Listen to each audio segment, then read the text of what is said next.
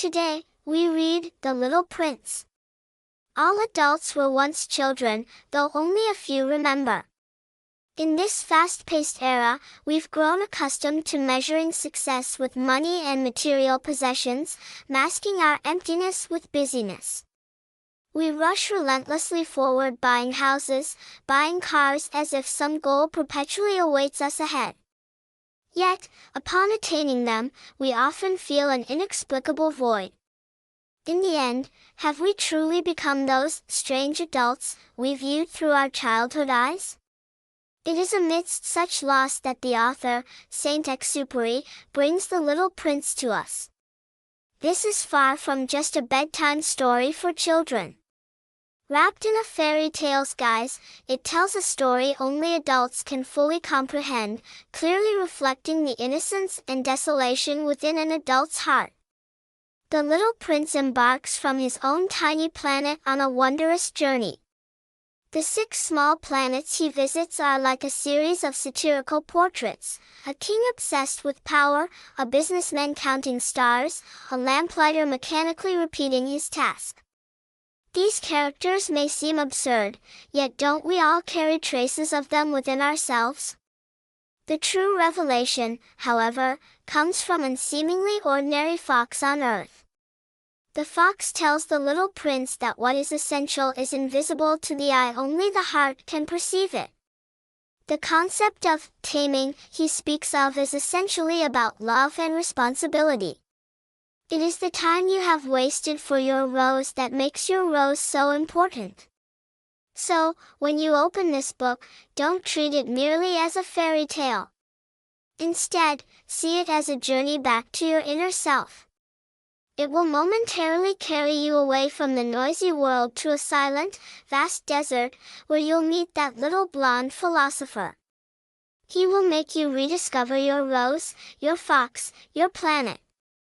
When you close the book and look up at the night sky again, you'll find the stars not only twinkle but also laugh a laughter like a string of bells, belonging solely to you, reminding you that innocence and love have always been there. The story begins with a pilot's childhood dream.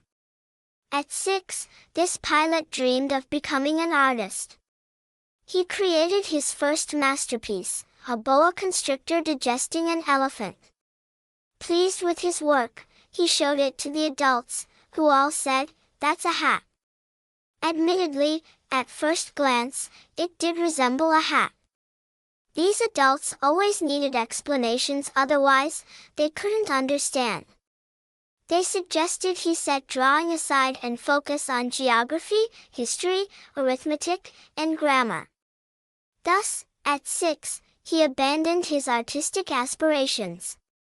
Yet, he retained a habit, frequently testing others with that drawing. The answer was always, "It's a hat."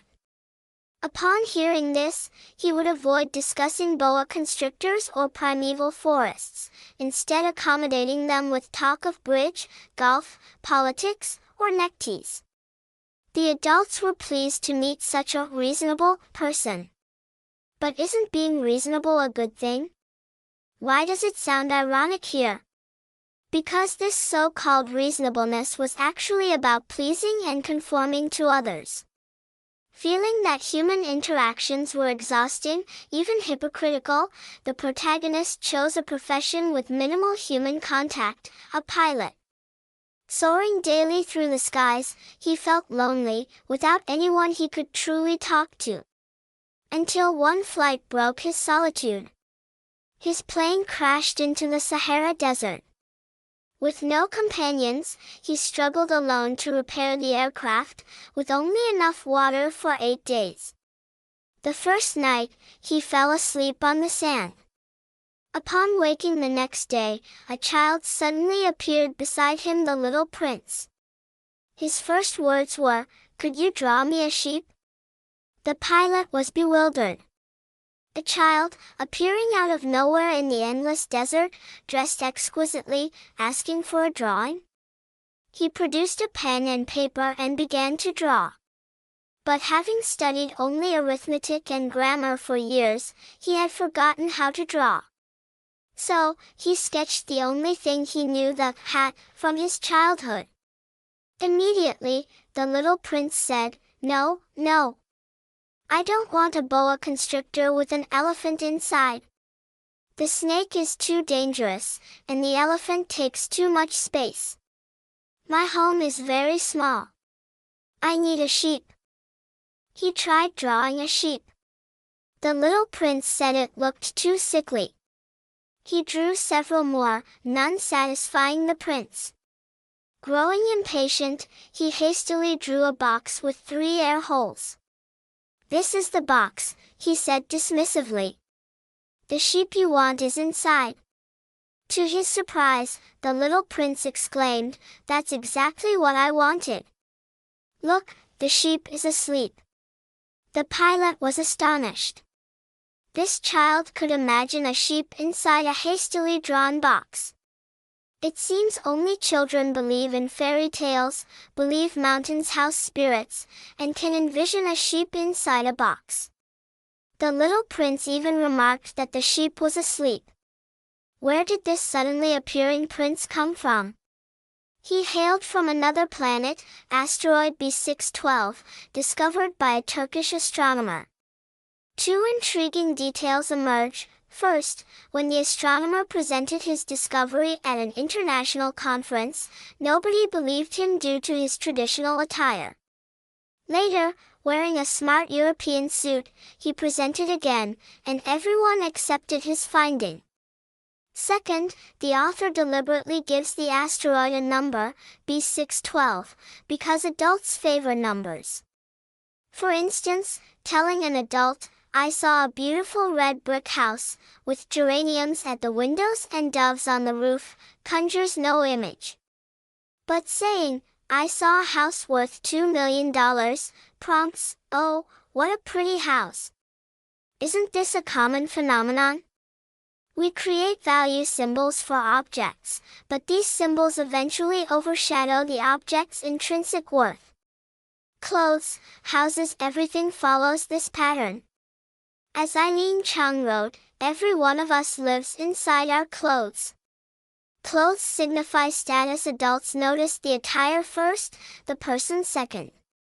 We've developed a stereotyped association between clothing and social rank.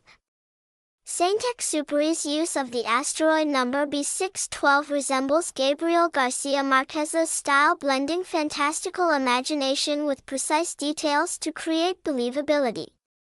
Marquez once said, "If you claim elephants fly, nobody believes you, but say 425 elephants fly, someone might believe." We over-rely on data, neglecting true value, a trend worth vigilance.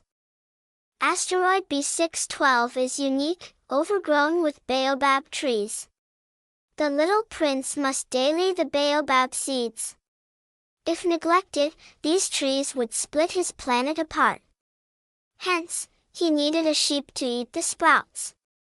The planet is incredibly small, shifting a few steps lets you watch another sunset. On Earth, we see one sunset daily on B612. After the sun sets, moving slightly lets you chase it and witness another. The little prince once saw 44 sunsets in one day. Why so many? You know, he explained, when one is terribly sad, one loves sunsets. Reading this, I paused. It suggests profound sadness brings silence, not clamor. It reminds us, if you see a friend gazing out a window, lost in thought, they might be carrying a heavy heart. Later, the little prince suddenly asked the pilot, "Do sheep eat flowers, too?" "Yes," replied the pilot, "they eat anything they find, even flowers with thorns." "Then what good are the thorns?" The pilot, impatient, returned to repairing his plane. The little prince persisted. "Stop bothering me. I'm busy with serious matters," the pilot snapped. Doesn't this mirror our own state? What good are thorns? What's it to me? Why ponder such whimsical questions? But the little prince reasoned, the flower grew thorns, knowing they wouldn't protect her from being eaten by a sheep. Isn't understanding why important? Isn't that a serious matter? The sky is beautiful because somewhere, a beloved rose exists. If the sheep ate her, wouldn't it be as if all stars suddenly went out? Isn't that important? Here, the author challenges us, adults busy with serious matters, have we ever paused to question their true meaning? What are we living for? Hearing this, the pilot felt ashamed. He held the little prince close, promising to draw a muzzle for the sheep and armor for the flower, ensuring his rose would be safe. What was this flower that stirred the prince so? On B612, ordinary flowers bloomed and withered within a day. But one day, a miraculous rose sprouted. She grew slowly, carefully selecting her color, petals unfurling gradually. Finally, one morning, she blossomed. Yet, after meticulous preparation, she casually yawned, "Ah, I'm just waking up, my petals are still disheveled." The little prince was captivated by her beauty. She asked him to fetch breakfast, water her, shield her from wind, cover her at night. She claimed her home planet was better, though she'd never left B612. When her lies became obvious, she feigned offense to evoke guilt. "Where is that screen you promised?" The little prince felt wronged. He was trying, but she distracted him. She coughed louder, intensifying his guilt. To the rose, these were trivial demands to secure attention, but the prince took them literally, growing unhappy. Despite his love, he felt weary. Ultimately, he decided to leave. That dawn, he watered the rose, covered her, and tearfully said goodbye. Thus, the little prince left his rose and B612, beginning his interstellar wanderings. This rose had a real-life counterpart, the author's wife, Consuelo. Their relationship mirrored this complexity. In 1931, at a Paris gathering, Saint-Exupéry met Consuelo and announced his intent to marry her within hours. They married 7 months later. But life as a pilot's wife proved difficult. Frictions arose, he was financially imprudent, she was spendthrift. Their life was often strained. His eccentric nature clashed with her mood swings. He felt she excluded him from her social circle, she found him overbearing. Distrust grew, both had affairs. They frequently separated. Heavy financial pressures suffocated them. After 3 years, their marriage crumbled. Consuelo had severe asthma, much like the rose's exaggerated coughs to gain attention and induce guilt. In his novel, Night Flight, Saint-Exupéry wrote, "Once a man accepts a commitment, he finds contentment in life's accidents, learns to love his choices, bound by chance as in love. Feeling love's beyond his control, he chose departure, just like the little prince." Next, the prince visited 6 asteroids, encountering peculiar adults who, through a child's lens, satirize our accustomed adult lives. How would the little prince respond? Would he stay or continue his journey? The first was a king, the sole inhabitant of his planet. Thrilled by his first subject, he spoke in commands: "Sit down. Go to sleep." He claimed his orders were always reasonable. Even as the little prince prepared to leave, the king appointed him minister of justice, though there was nobody to judge. This satirizes those obsessed with power illusions, asserting authority even without subjects. The second planet housed a conceited man who believed himself the handsomest, most captivating, richest person. Of course, he was alone there. He demanded applause, bowing in acknowledgement, rejecting any criticism.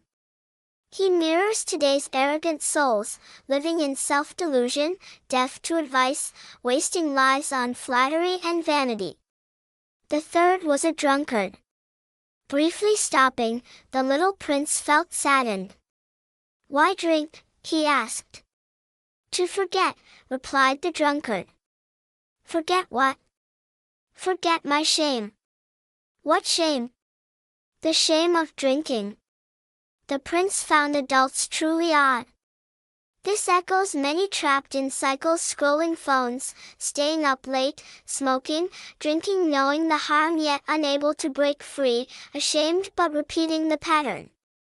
The fourth planet hosted a businessman incessantly counting stars he claimed to own. He called this serious business. The little prince challenged him, "I own a flower and volcanoes, I'm useful to them. But you are useless to the stars." This was the only time he lectured an adult. The fifth planet held a lamplighter, the only person the prince deemed a potential friend before Earth. He rigidly followed orders: light the lamp at dusk, extinguish it at dawn. But his planet spun faster, leaving him no rest, struggling to keep up with time. The sixth and final planet before Earth housed a geographer. Learned yet never having explored anywhere, his knowledge came solely from others' accounts. He didn't truly know his world, considering exploration beneath him. These 6 individuals represent in power, vanity, addiction, possession, blind duty, and empty knowledge, a microcosm of adult society's vanities. Looking at them, we see ourselves. Which planet do you inhabit? Then, the little prince arrived on Earth. He stumbled upon a garden bursting with 5,000 magnificent roses. He collapsed, facing his greatest crisis, the book's most dramatic moment. His love for his rose stemmed from her uniqueness. His world had only weeds and baobabs. Discovering her was a marvel. But seeing countless, perhaps lovelier, roses, could he still love his? He was devastated. Lying on the grass, he wept. This poses a real-life question. Encountering someone seemingly better than your partner, do you abandon the current relationship or stay committed? At this juncture, he met the fox, a rational sage. The fox taught him about ritual. If you come at 4 in the afternoon, I'll start feeling happy by 3. The closer to 4, the happier I get. At 4, I'll be agitated, discovering the cost of happiness. But if you come anytime, I'll never know when to prepare my heart. Ritual, the fox explained, is what makes one day different from other days, 1 hour different from other hours.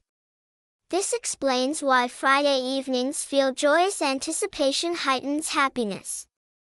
The prince left his planet due to uncertainty about his rose. Now, the fox introduced Taming, establishing ties. To you, I'm just a fox like 100,000 others, said the fox. But if you tame me, we'll need each other. You'll be unique to me, and I to you. This concept extends beyond animals to human relationships. Once you tame someone, even meeting better people cannot replicate the shared history, trust, and this irreplaceable bond is the core of taming, applicable not only to love but also to family, pets, even objects we cherish. Saint-Exupéry believed the true luxury in life is human connections. The fox added, see the wheat fields? They mean nothing to me. But if you tame me, the sound of wind in wheat will remind me of your golden hair. Thus, the prince realized his love wasn't due to his rose's uniqueness, but because he had tamed her, investing time, emotion, and care. She became everything. Did the prince truly understand? Yes. The fox wisely advised him to revisit the rose garden.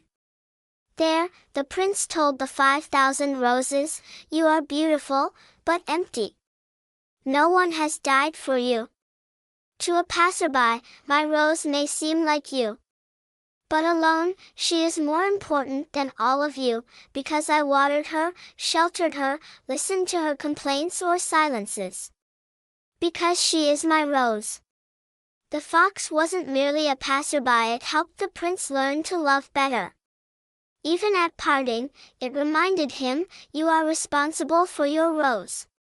Finally, the pilot saw the prince talking to a snake, which offered to return him to his planet through its bite, freeing his soul while leaving his body behind. Yearning to care for his rose, the prince accepted. The pilot held him, feeling helpless. The prince said, the stars are beautiful because of an unseen flower, the desert, because of a hidden well. When you look at the night sky, since I'll be laughing on one star, for you, all stars will laugh. Only you will have stars that can laugh. A yellow flash streaked by the prince's ankle, he was gone. Many grieve this ending. Why must he die? This reflects Saint-Exupéry's unique perspective on life and death. As an early aviator, he faced constant danger. In his books Wind, Sand and Stars, Night Flight, and The Little Prince, he documented harrowing experiences, flying through storms, navigating by flashlight, losing comrades. For him, sacrifice held meaning when serving a belief greater than personal happiness. The prince's choice was active and free, driven by love for his rose, a worthy sacrifice. A year after writing The Little Prince, Saint-Exupéry himself disappeared on a reconnaissance mission during World War II. At 44, an advanced age for a pilot, he volunteered for his country. His plane vanished on its 9th mission. In 1950, the French Ministry of Defense honored him. As a combat pilot, he was utterly committed to France's fate. As a writer, his works are contemporary classics, advancing France's spiritual mission. This epitaph is engraved on a Mediterranean lighthouse. So, why do we love the Little Prince? Perhaps we see our childhood selves in this perfect child. But Saint-Exupéry's words do more than evoke nostalgia, they offer a path forward. Though we can't return to childhood, we can preserve innocence. The Little Prince, despite encountering various temptations, never lingered, always moving on, sustained by his childlike heart. His innocence wasn't naivety but a conscious choice after experiencing the world, to face life with humility and wonder. Thus, the first lesson, despite life's complexities, maintain a childlike state, imaginative, curious, sensitive, and kind. Second, always hold hope. As written, the desert's beauty lies in a hidden well. Saint-Exupéry clung to hope, even in dire straits, like when he crashed in the Sahara with minimal water, collecting dew with a parachute, a testament to resilience. Third, embrace responsibility. Whether in love, duty to country, work, or family, once ties are formed, remember the fox's lesson, responsibility ennobles love. Tolstoy, after reading Andersen, said, his soul must have been so lonely. This applies to Saint-Exupéry. Reading his Little Prince trilogy reveals a man who penned prose amidst a turbulent, harsh life, a lonely yet warm soul's gift to us. As he wrote in Night Flight, I don't know if what I'm doing is right. I don't know the precise value of life, justice, sorrow, joy, or a trembling hand. I know neither pity nor tenderness. Life is so contradictory. We can only struggle as best we can, trading our decaying flesh for the continuity and creation of life. The Little Prince, at journey's end, found answers because he remained a child. But can we, who rushed to become adults, find ours? Hardly. We've forgotten the initial questions. That's why Saint-Exupéry dedicated this book to a grown-up, because childhood fairy tales lull us to sleep, while adult fairy tales wake us up.